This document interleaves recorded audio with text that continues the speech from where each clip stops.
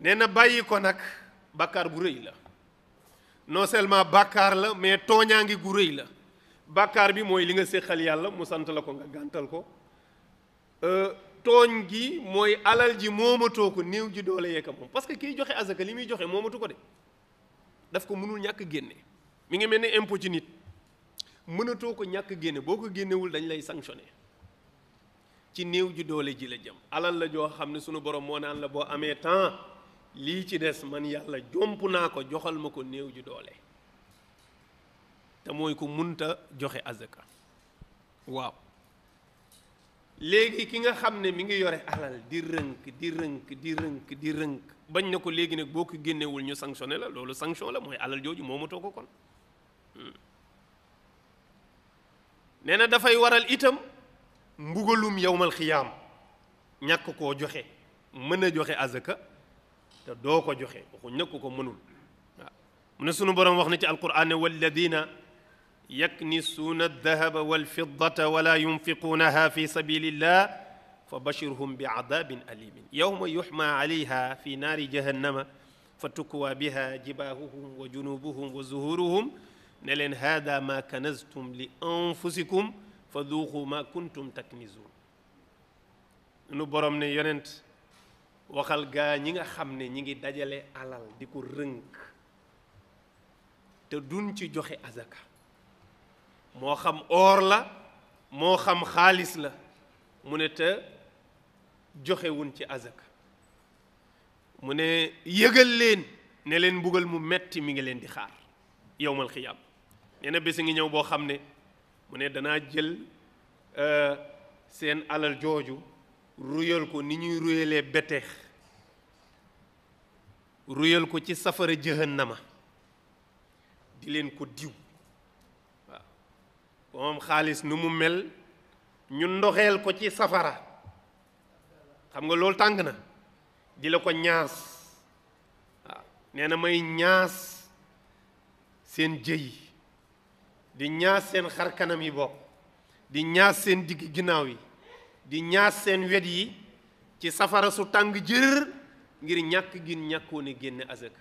naan leen hada ma kanaztum li anfusikum lii mooy alal ji ngeen dencoon moom la ñu ruyal tey def ko bi teex di leen ko diw ci yàlla musal mu ne kon fa duuqu ma kuntum taknizun li ngeen doon denc yi jël leen ko seen mbir la waaw mos leen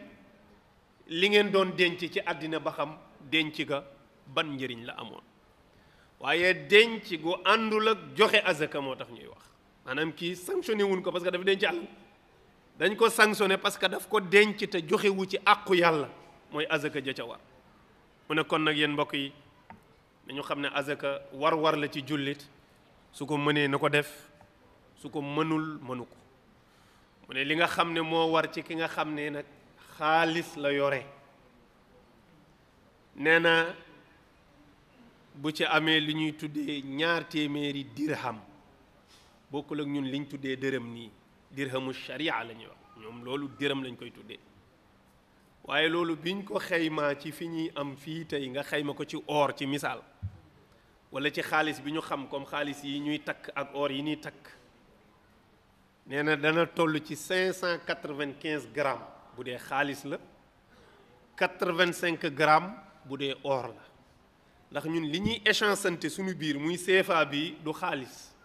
du loolu la ñuy génneel azaka déedéet mais loolu dañ koy xayma boo ci amee njëgu or buñ koy xayma ci or lañ koy xayma ak ci xaalis pur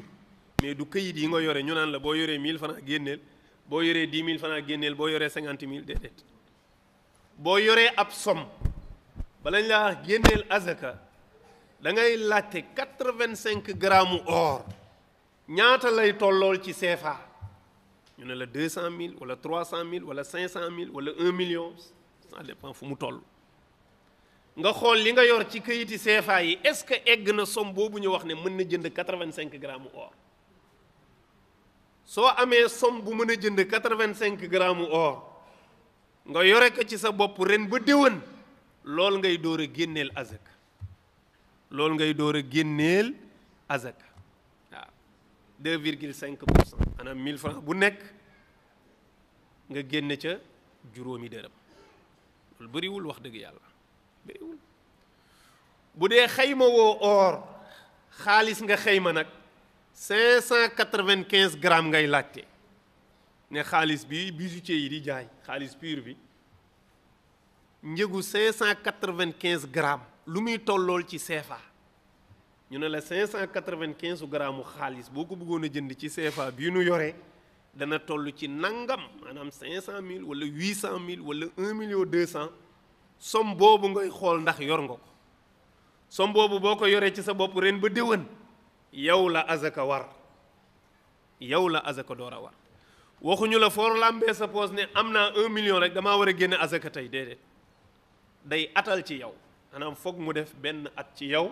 ñu door a xam ni kii nag wax dëgg yàlla léegi nekkatul faqiir parce que mën na denc somme bu toll nii ren ba déwén. nee na bu fekkee marchandise la tamit moog lii ñoo yem marchandise duñ la wax ne la jëlal mbuusu tàngal mbuusu gerte mbuusu kaani nga xayma leen peese génne azaka déedéet njëg gi ngay xayma njëg gi ki yor marchandise day xool marchandise mi ñaata la toll ci franc CFA mooy li ma la wax léegi ci CFA bi nu mu toll ci or sama boutique bii marchandise bi ci nekk su ma ko xayma woon ñaata la ci xaalis nga xayma boutique bi yépp boutique bi nekk valeur u 5 millions ñu ne la ah yow mën ngaa génne azaka nga door a génne azaka mais du marchandise mi ngay jël di compter di génne déedéet njëgu marchandise mi ngay xayma ndax toll na ci somme bii ñuy wax bu dee ci xaalis 595 grammes bu dee ci or 85 grammes nga xam ne kon sama marchandise mii kat léegi war naa ci génne azaka waaye waxuñ ko teg fii taabalam di jaay gerte caafam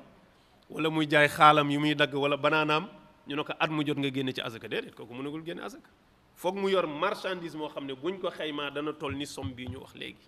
ba pare na def ci moom at charia door koo mën a topp azaka joo xam ne bu ko joxewul ñu sanctionné ko